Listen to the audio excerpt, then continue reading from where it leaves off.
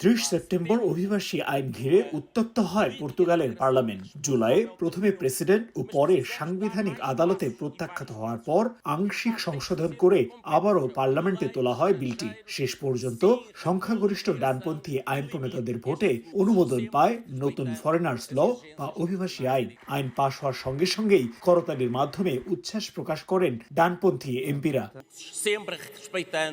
আইনের নানা দিক তুলে ধরে দীর্ঘ বক্তব্য দেন ক্যাবিনেট মিনিস্টার অ্যান্তোনিও লেইতাও আমারাও। জানান, সরকারের অভিবাসী নিয়ন্ত্রণ ও পরিকল্পনার অংশ হিসেবেই আনা হয়েছে নতুন আইন।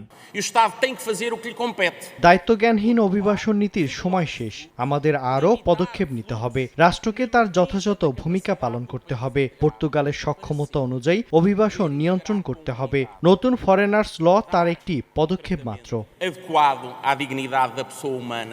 নতুন আইনে বাতিল করা হয়েছে প্রচলিত জব সার্চ ভিসা। এর বদলে চালু হচ্ছে হাই স্কিল ভিসা। ফ্যামিলি রিউনিফিকেশনের ক্ষেত্রেও যুক্ত হয়েছে নতুন শর্ত।